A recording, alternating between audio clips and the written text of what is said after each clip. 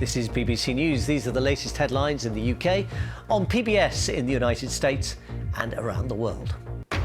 The giant of Hollywood, Sir Sidney Poitier, has died at the age of 94. He was the first black man to win an Oscar for Best Actor.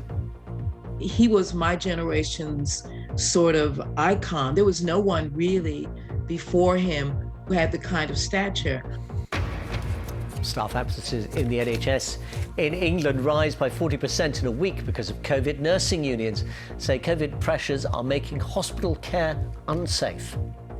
Nurses can't stop helping their patients. So what's happening instead is they find themselves being spread thinner and thinner, but they can't keep doing that indefinitely.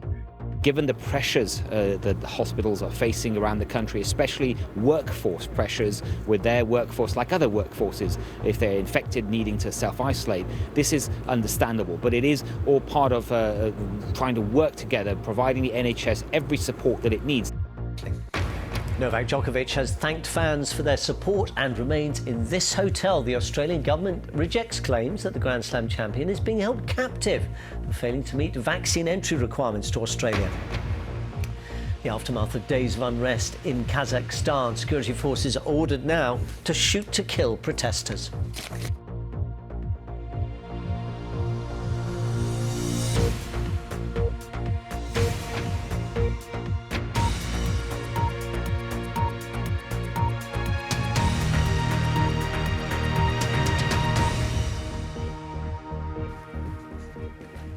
Hello, and if you've just joined us, welcome, whether you're watching in the UK, on PBS in the United States or anywhere else around the world. I'm Shaun Ley.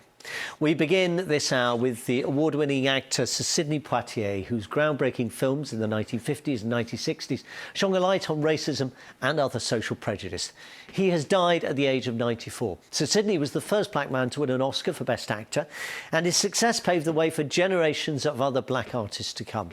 Films including To Sir with Love, In the Heat of the Night, and Guess Who's Coming to Dinner, all three of those, incidentally, in a single year, reflected an America and a Britain struggling with issues of racism and prejudice at the height of the civil rights movement.